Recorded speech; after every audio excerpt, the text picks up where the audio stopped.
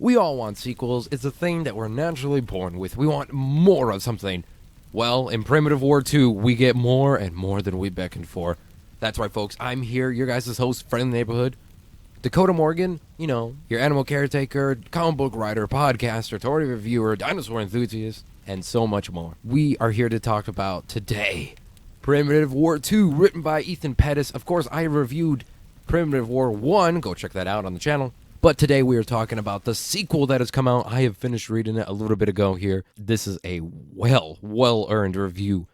Now, Dinosaurs Meets Mankind has never looked any cooler, or never read any cooler than Primitive War 2. But let's dive into it, shall we? As we talked about before, the message of escapism was in the first book. This time it is a message of fear.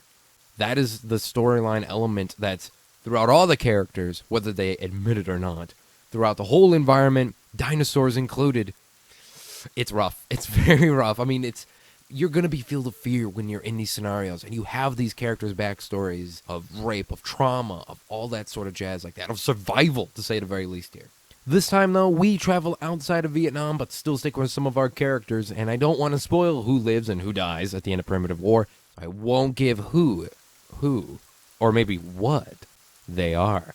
But we're outside of Vietnam. Another particle accelerator has exploded due to reasons which we find out, and you're like, what? Why the hell is that a thing? Well, you find out. Dinosaurs are released, a squad is sent in the heart of Angola, who is going through a civil war at the moment, so that makes things interesting. But Primitive War, it's fears after the first book. Man, this book is intense. It's just like the first one. It holds no punches. It lures you in, and then like a hook, it grabs you, and it's like, what have you done to my soul? Like I said, though, the message of fear is throughout this whole storyline here, and some of the examples that we do have. Characters' fear of dinosaurs, fear of new creatures that they have not yet met because of the new particle accelerator and the area that it was in. The fear of one's past, the fear of going home, the fear of home itself in general, the fear of yourself, and the feeling of who you are. Feeling that fear of who you are really is what I should say. It's just astounding in how it's written here. The world expands more in this book than anything, and we'll touch upon all these like I did in the last review. We will touch upon all of them. The world expands so much more. It's nuts. The characters are even more expanded on itself. It's insane. You're not ready, folks, when you read this book. I have to get the jitters out of the way, because boy, does this book fill you with them. First up, though, we're going to talk about what everybody loves, the dinosaurs. A little bit more lighthearted, to say the least here. Very lighthearted compared to what we have coming up.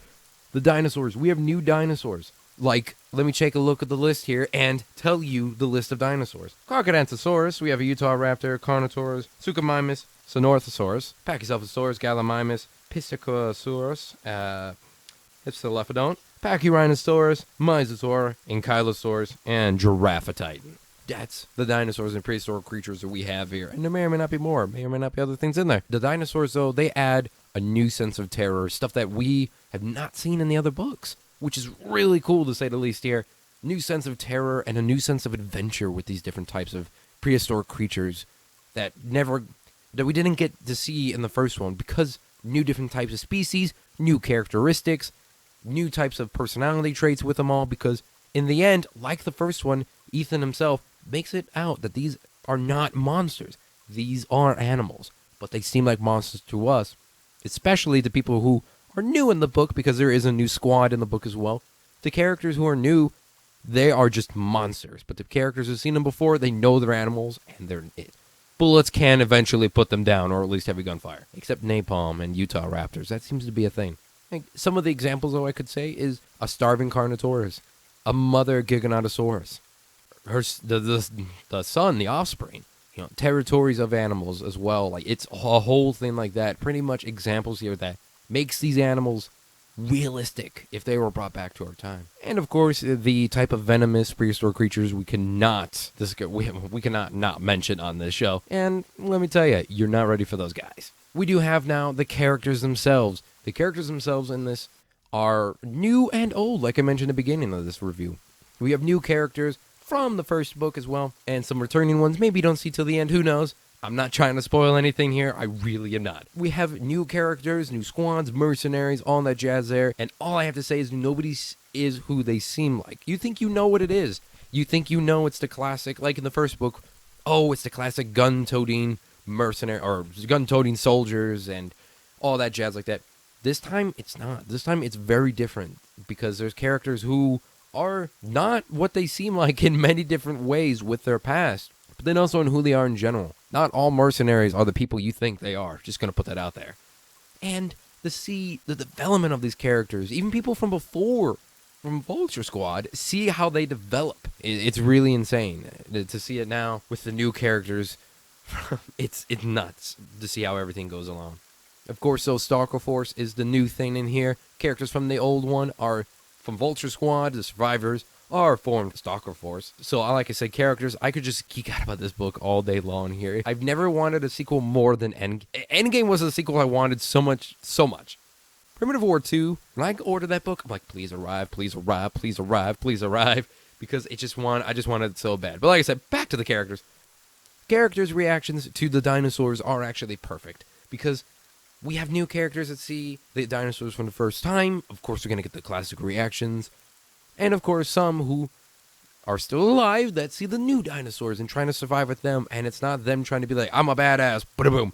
They're still afraid. They still are cautious. They're still skeptomatic. They're really, really, really human with the characters. Again, in this book here. And it's not like they're any different from the first. They are very human in everything they do, even with the motivations that some have of why they're doing what they do, such as the mercenaries and such like that. It's a whole thing along those lines. Again, though, like in the first book, these characters are relatable. These characters have stuff that we can relate to in different ways. Some way extreme, and if you're relating to that, we need help, or you need help, to say the very least here. Sorry, I'm not trying to pinpoint anyone out here, but if you read the book, you know.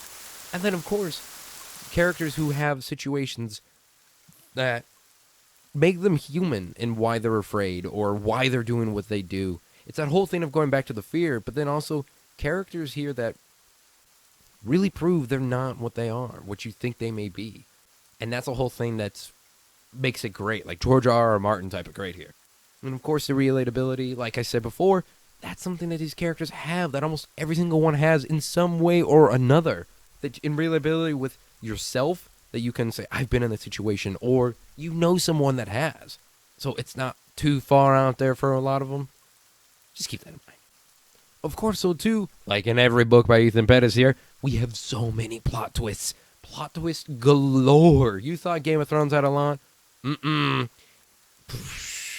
You're not ready for this. These plot twists are world expanding here. And if you've read the first book, you think it's all just Vietnam. Obviously, if you're in the second one, and like I said, it's Angola, but it's really not. Like, there's a bigger world out there, and we are now going to be facing in Primitive War 3, which is being worked on right now, thank God. It is plot twist galore, like I said, which keeps the story going, which keeps the plot lines going, which keeps the story threads treading, that you want to read more, that you want to see what happens now. Like, okay, where do we go from here at the end of every chapter is something that very few writers can handle, but Ethan Pettis can. But without getting into any more spoilers, that is Primitive War 2, folks. I really got to say, Animus Infernal was amazing. Obviously, by this review, if you can't tell, it's amazing. It truly is. I'll leave a link down below in the bio for you guys to go pick it up on your own off of Amazon right about now, or ebooks.